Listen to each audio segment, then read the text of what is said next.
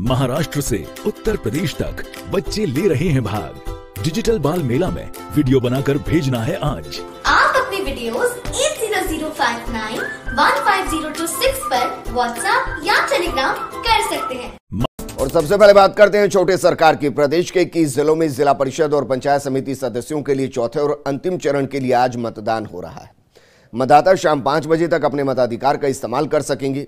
चुनाव के सभी चरणों की 8 दिसंबर को जिला मुख्यालयों पर मतगणना होगी। राज्य निर्वाचन आयुक्त PS मेहरा ने सभी मतदाताओं से कोविड के निर्देशों की पालना करते हुए मतदान करने और मतदान केंद्रों पर भीड़ नहीं करने की अपील की है। उन्होंने कहा कि मतदान के दौरान सीनियर सिटीजन और दिव्यांगों को प्राथमिकता दी जानी चाहिए। तो 46 पंचायतों के अंदर चुनाव है और जिला परिषद सदस्यों के लिए भी मतदान होना है। करीब 18,000 EVM मशीनों का इस्तेमाल किया जाएगा। 36,000 से ज्यादा कार्मिक चुनाव करवा रहे हैं, जिम्मेदारी संभाल रहे हैं। चौथे चरण और अंतिम चरण का मतदान आज हो रहा है। 21 जिलों की जिला परिषद के लिए आज वोटिंग होगी और 8 तारीख को परिणाम आने वाला है। बहरहाल पंचायत समिति और जिला परिषद के लिए चुनाव राजस्थान में वैसे भी बेहद महत्वपूर्ण, क्योंकि अपने आप में विकास की कड़ी में महत्वपूर्ण भूमिका जिला परिषद और पंचायत समिति निभाती है। 3 चरणों के चुनाव पहले हो चुके हैं, मतदान हो चुका है। चौथे चरण और अंतिम चरण का मतदान आज होना है। ऐसे में उम्मीद कीजिए कि 60% से ऊपर मतदान हो, क्योंकि कोरोना का असर वोटिंग पर जरूर दिखाई दिया है। ग्रामीण इलाकों के अंदर अक्सर माना जाता है कि वोटिंग परसेंटेज शहरी इलाकों के मुकाबले ज्यादा होता है, लेकिन पंचायत समिति और जिला परिषद के चुनाव में ऐसा अभी तक दिखाई नहीं दिया है। 55 के आसपास वोटिंग परसेंटेज रहा है। आज शाम 5 बजे तक मतदान होगा। 21 जिलों के अंदर पंचायत समिति और जिला परिषद के लिए चुनाव हो रहा है।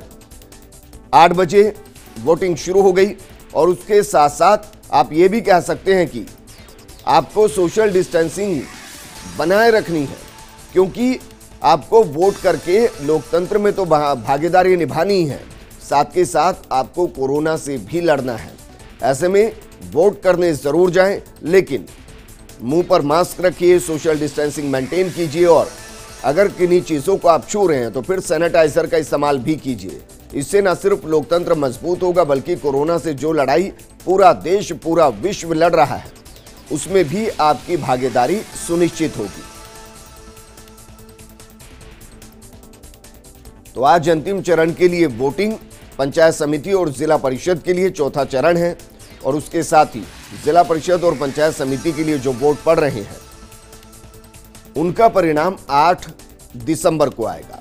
8 दिसंबर को तय होगा कि किस पंचायत समिति में कौन जीत रहा है, कौन वहां अध्यक्ष बन रहा है, जिला परिषद में अध्यक्ष कौन रहेगा। 21 जिलों में जिला परिषद और पंचायत समिति सदस्यों के लिए वोटिंग और अंतिम चरण के लिए वोटिंग आज होनी है।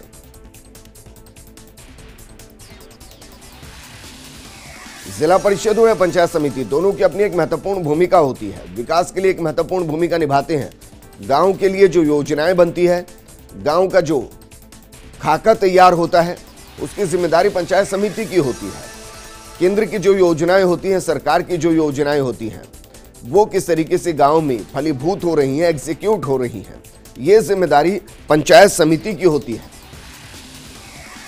हनुमानगढ़ से मेरे सहयोगी कपिल मेरे साथ जुड़ चुके हैं। कपिल, क्या आपको रुझान किस तरीके का पब्लिक के बीच में वोट को लेकर, वोट करने को लेकर, क्योंकि अभी तक हमने देखा कि 55% के आसपास ही वोटिंग 3 चरणों में महसूस हुई है, इस बार कुछ एक्स्ट्रा आपको दिखाई दे रहा है? जी विजेंद्र, मैं अभी 2 केंद्रीय आबादी मक्कासर के पोलिंग बूथ पर खड़ा हूँ और यहाँ अभी सुबह सुबह काफी ज्यादा रुझान है, काफी ज्यादा लोग आए हुए हैं, काफी लंबी लाइनें लगी हुई हैं। महिलाएं, ज्यादातर महिलाएं बूथ पर, पोलिंग बूथ पर इस समय मौके पर मौजूद हैं।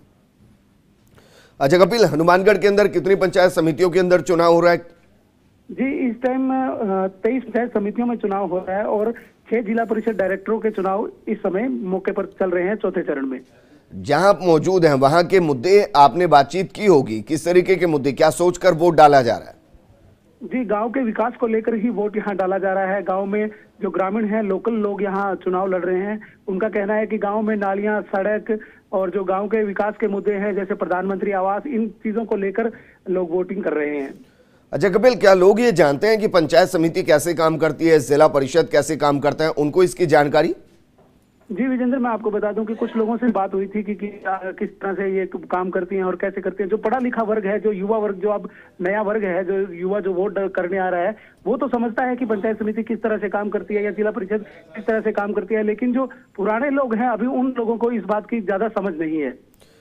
कपिल, जो पंचायत समिति जिनके अंदर चुनाव हो रहा है, टोटल वोटर्स कितने हैं, कितने पोलिंग बूथ बनाए गए हैं और ऑन एन एवरेज एक पोलिंग बूथ पर कितने वोटर्स लिस्ट हैं? सर, अभी पूरे जो चौथा मतदान हो रहा है इसमें 230 मतदान केंद्र बनाए गए हैं और लगभग हर पोलिंग बूथ पर 7 से 8 हजार के करीब मतदाता हैं। आपको क्या लगता है, क्योंकि आपने पुराने चुनावों को देखा होगा, जो सबसे ज्यादा वोटिंग होती है वो परसेंटेज कितना होता है और जो सबसे ज्यादा लोग वोट करने पहुंचते हैं वो टाइम क्या होता है? क्योंकि अमूमन सुबह सुबह हम देखते हैं कि महिलाएं वोट करने पहुंच जाती हैं, दोपहर में थोड़ा स्लो होता है और उसके बाद 3 बजे के बाद अचानक से वोटिंग परसेंटेज बढ़ता है।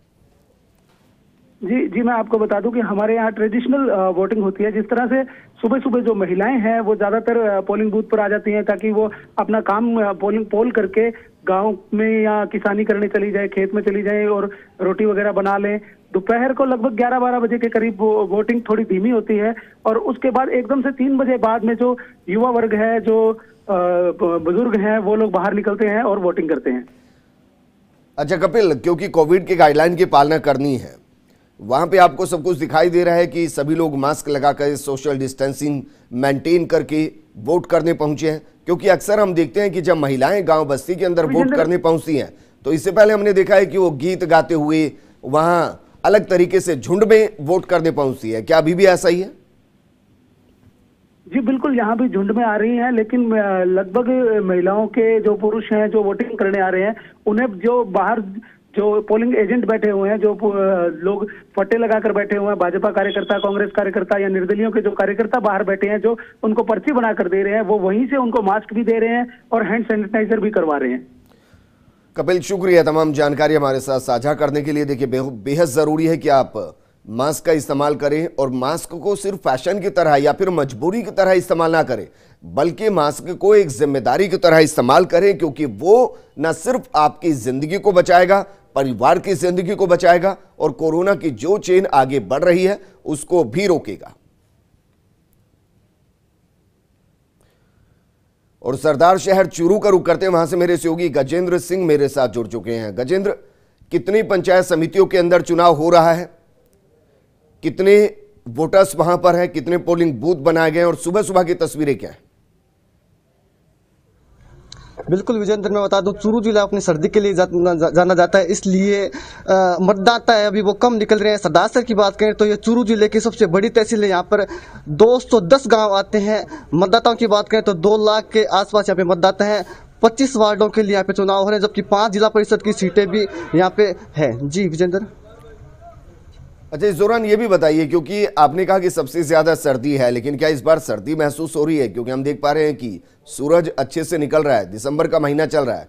आपको लगता है कि इसका फायदा वोटिंग परसेंटेज में दिखाई देगा गजेंद्र?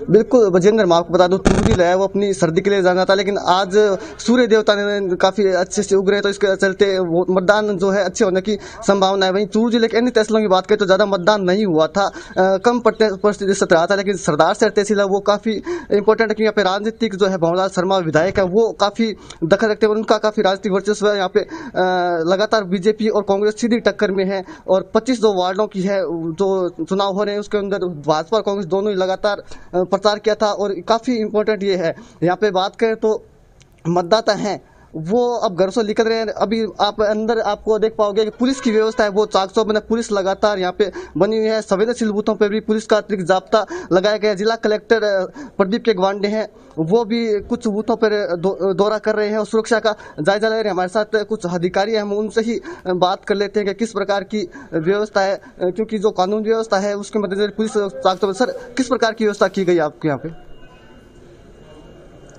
किस हिसाब से? कोरोना को लेकर।